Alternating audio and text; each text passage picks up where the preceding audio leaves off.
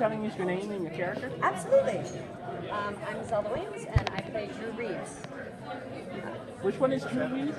I'm the male transgender character. Ah, so different. This is true. So, because I do watch the show, so I didn't recognize Oh, no him. worries. So obviously that's a symbol that you're doing a good job. Can you talk a little bit about what it's like to play a male transgender character? It's daunting, certainly, but it's been really wonderful and very joyful. And weirdly, especially since episode 4 came out, I've had a lot of people reach out to me and tell me their stories, which I'd had to seek out before I took the part. Not before I took the part, but once I took it before we filmed. I grew up in San Francisco, so I did actually have a lot of friends who were trans, but they were female identifying. So I specifically had to go and ask them and ask other friends of mine, hey, do you have any friends who are male identifying? Would they be willing to tell me their stories? I promise I won't, name any of them, but can they please talk to me? I'd love to know, especially if they were alive in 1989 and what that was like to live at that time, because hormones weren't as readily available, because surgery wasn't as readily available. It was really interesting. What do you think? How do you explain the sudden explosion, and I use that term really, really loosely, of transgender people really making their mark in television these days? I mean, I think it's wonderful. I also think that so many things have been done to death that it's about time they started telling, minority stories to death. I mean, come on now. I'm Filipino, and I had none of that growing up, so I'm hoping that comes as well. I'm like, can we please start casting more Asians in roles? Hopefully. But I love this. I think it's great that, is it overwhelmingly all happening at once? Sure. But I think that's wonderful. It should. Transparent is incredible. But there's only like 8 shows or something. So it's not like a whole lot at once, but that's still, like, if you think like about a lot. it, Yeah. the only other thing that you can say, there's a bunch of shows about it, is like CSI. Like, it's great that there's multiple trans characters and also trans actors. I mean, Laverne is unbelievable. And so I think we also have a lot to thank her for this becoming something that everyone was so excited to talk about. Because that's new. Really, really new. And my friends who are trans in San Francisco, I mean, I was watching the gay community even be mean to them. And this is a city that's considered one of the most accepting in the world.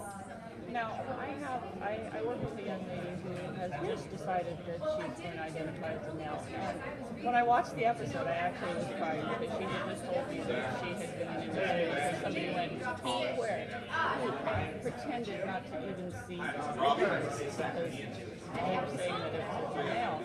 And I mean, how did you prepare when Blair walked away?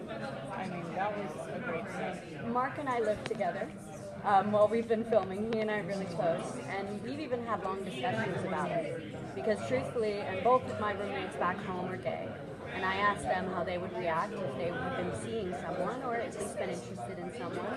And it is hard to say that that wouldn't be something that would make you feel as if you've been slighted. The sad thing being that it's not a slight. It's not about misleading someone. It's about trying to live a very authentic version of yourself.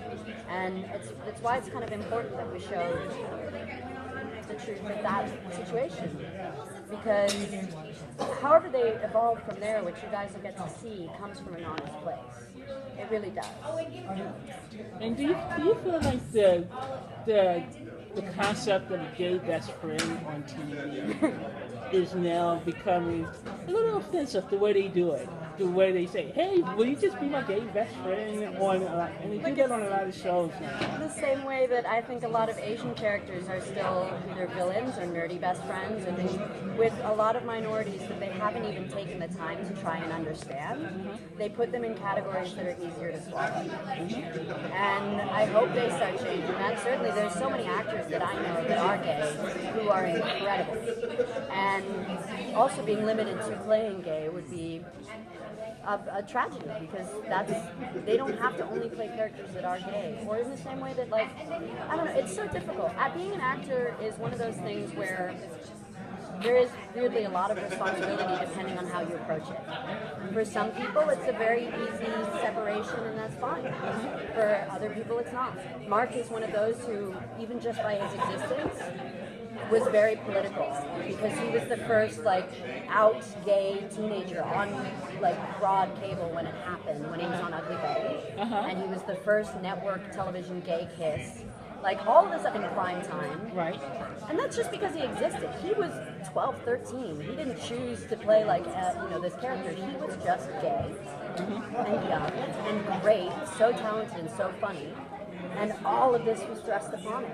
And have you tried going out in public in character? And what was your what kind of response have you had? I'm not a method actor. I mean, I did learn. I spent a bunch of time learning how to walk as Drew, which was one of the more important things because I have quite a sassy piece myself.